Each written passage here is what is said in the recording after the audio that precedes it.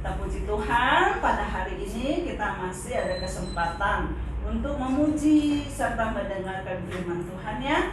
Mari sebelumnya kita berdoa dulu. Sebelum kita memuji Tuhan, mari kita berdoa. Bapa kami yang bertata di kerajaan surga, Allah yang begitu mengasihi kami, kami mengucap syukur untuk kesempatan yang indah yang Tuhan berikan untuk kami. Hari ini kami masih bisa datang untuk memuji serta mendengarkan firman-Mu Tuhan. Ampunilah segala dosa-dosa kami, sehingga kami layak datang kepadamu pada hari ini. Terima kasih Engkau pimpin kami, urapi kami. Jadikan kami anak-anak yang baik dan taat akan firman-Mu. Di dalam nama Tuhan Yesus kami mengucap syukur. Amin. Nah, kita akan memuji Tuhan lagu 214 ya. KPPK 214. Mengikut Yesus.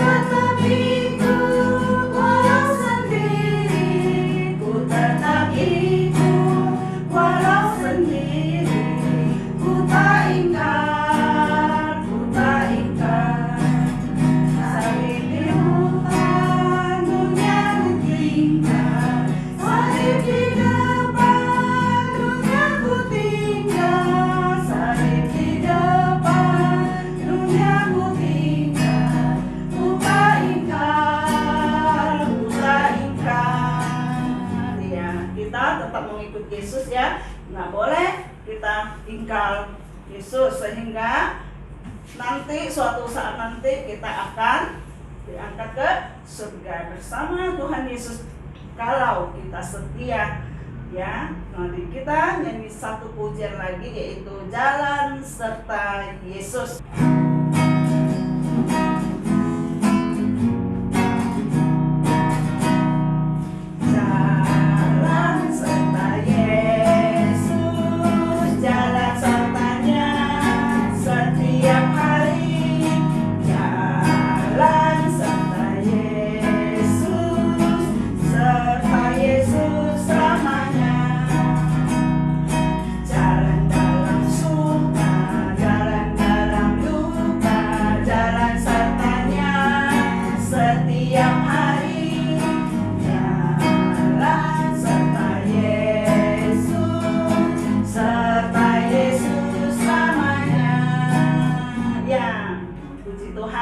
Kita harus selalu disertai Yesus di dalam kehidupan kita ya. Nah, tiba saatnya kita akan mendengarkan firman Tuhan pada hari ini. Anak-anak semua harus duduk rapi dan mendengarkan firman Tuhan. Dan silakan kepada Lose yang akan menyampaikan firman Tuhan. Dadah. Halo anak-anak, jumpa lagi di video sekolah minggu kita. Hari ini kita akan kembali belajar firman Tuhan dari Wahyu pasal yang ke-9. Nah, sebelum itu mari kita bersama-sama masuk dalam doa. Mari kita berdoa. Bapa di surga, kami berterima kasih untuk hari ini. Kami masih boleh bersama-sama melalui video untuk belajar firman-Mu. Ampunilah kami atas segala dosa dan pelanggaran kami, Dan tolonglah kami ya Bapa, supaya kami sungguh-sungguh belajar firman-Mu, supaya kami menjadi anak-anak Tuhan yang baik. Terpujilah nama Tuhan, hanya di dalam nama Tuhan Yesus kami berdoa dan mengucap syukur. Amin. Nah, sekarang buka Alkitab kamu, ambil Alkitab kamu. Mari kita sama-sama lihat di kitab Wahyu, kitab yang terakhir, kitab Wahyu pasal 9. Nah, di video-video sebelumnya kamu sudah belajar tentang sangkakala. Nah, ketika materai ke-7 dibuka, kemudian ada sangkakala yang ditiup. Kamu sudah belajar dari sangkakala yang pertama hingga sangkakala yang keempat.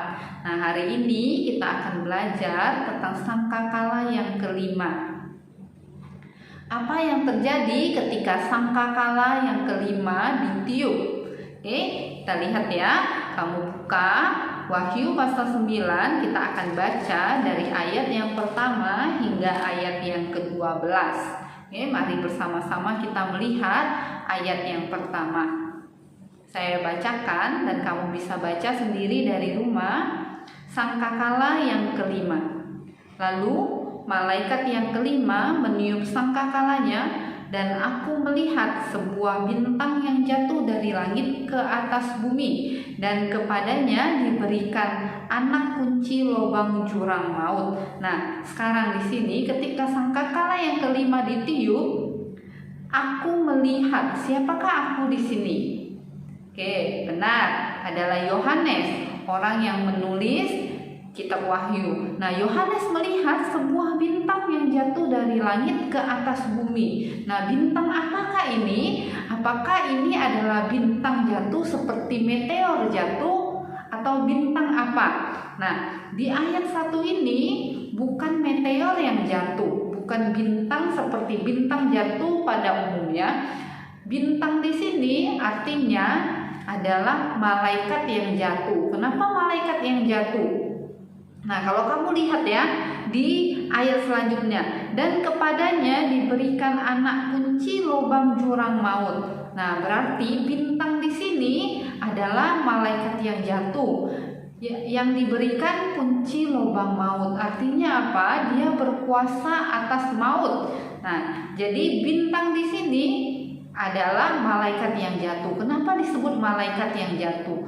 Nah, kita sudah belajar kalau malaikat-malaikat itu ada penghulu malaikatnya, kepala pimpinan para malaikat.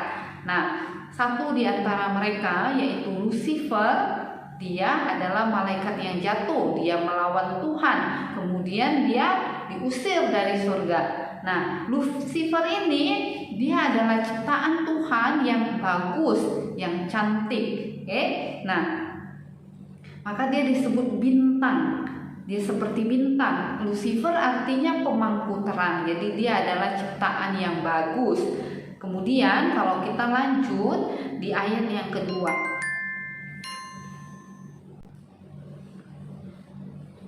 Nah, kalau kita lanjut di ayat yang kedua, mari kita baca bersama-sama. Maka dibukanyalah pintu lubang jurang maut itu, lalu naiklah asap dari lubang itu bagaikan asap tanur besar, dan matahari dan angkasa menjadi gelap oleh asap lubang itu. Nah, ketika jurang maut itu dibuka, jadi jurang maut itu disebut jurang tanpa dasar.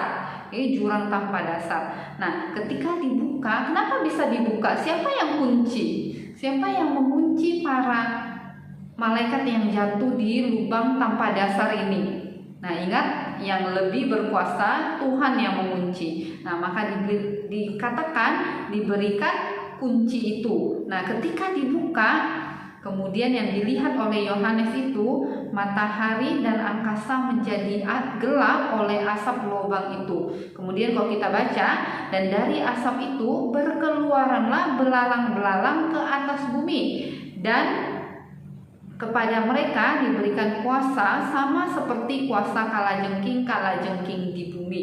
Nah, kalau kamu lihat ya, yang keluar belalang, tapi berkuasa seperti kalajengking. Nah, mungkin di antara kalian banyak yang pernah menangkap belalang. Nah, belalang itu biasa kita temukan di semak-semak. Belalang ini dia suka makan tanaman. Belalang pada umumnya suka makan tanaman.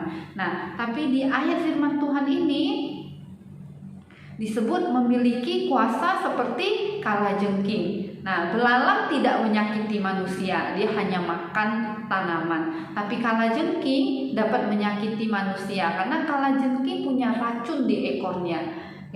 Nah, kita baca selanjutnya.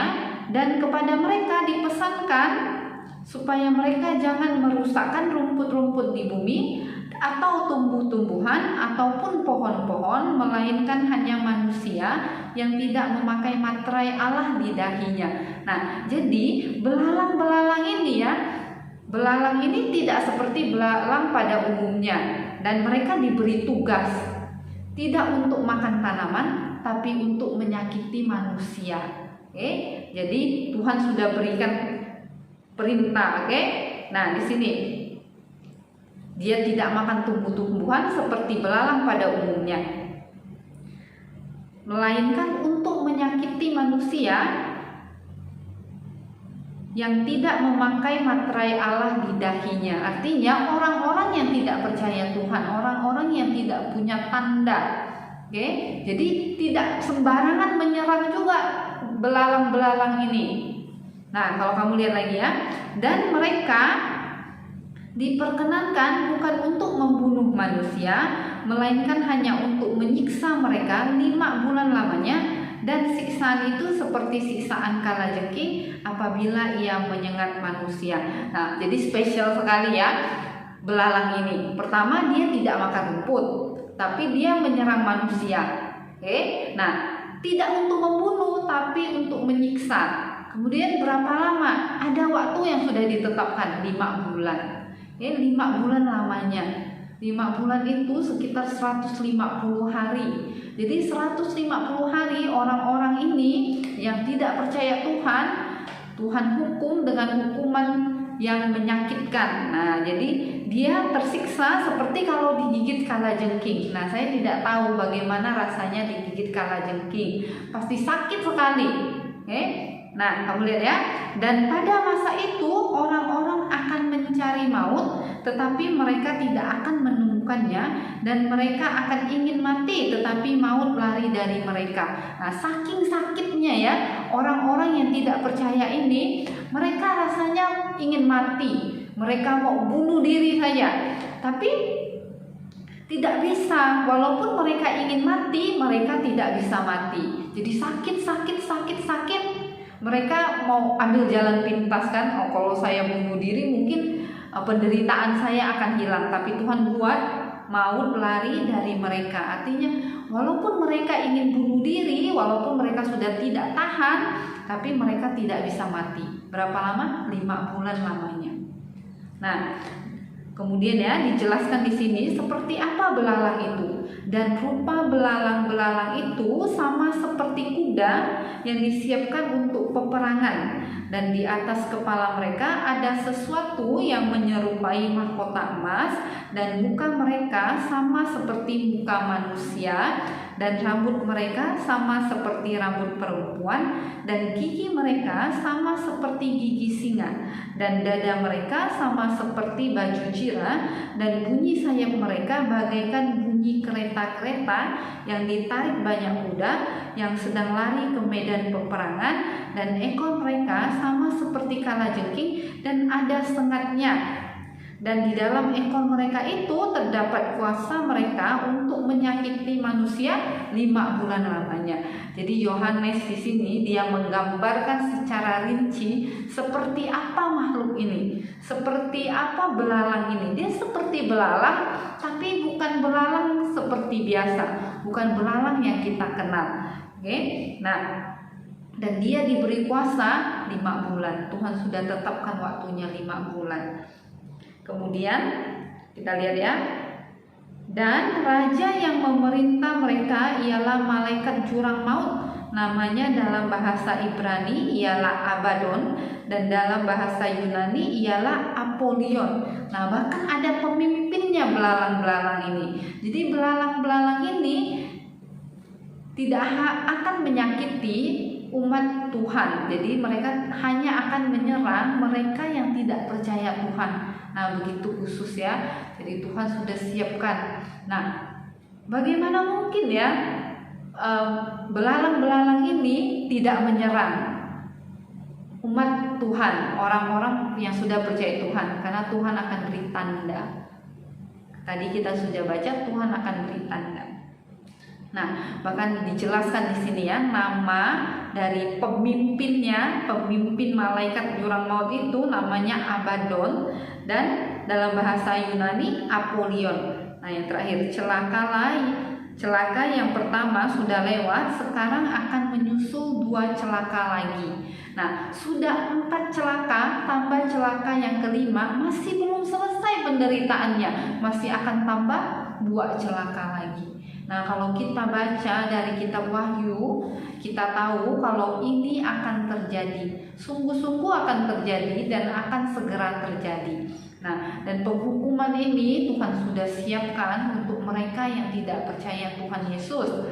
Maka kamu hari ini juga, kamu yang belum percaya Tuhan Yesus, saya berdoa supaya kamu dapat sungguh-sungguh terima Tuhan Yesus. Karena kita tidak tahu kapan waktunya, kapan semua ini akan terjadi, tapi semua ini pasti akan segera terjadi. Nah, kita lihat di sini ya, walaupun malaikat telah jatuh, walaupun iblis dan setan, mereka tetap dalam perintah Tuhan. Tidak ada satu hal pun yang terjadi atas kamu yang Tuhan tidak tahu. Tuhan pasti tahu. Sekecil apapun hal yang terjadi di diri kamu, Tuhan tahu. Bahkan firman Tuhan bilang, rambut di kepalamu pun jumlahnya terhitung. Tuhan tahu. Nah, maka kita sungguh-sungguh yakin kalau semua yang tertulis di sini pasti akan terjadi.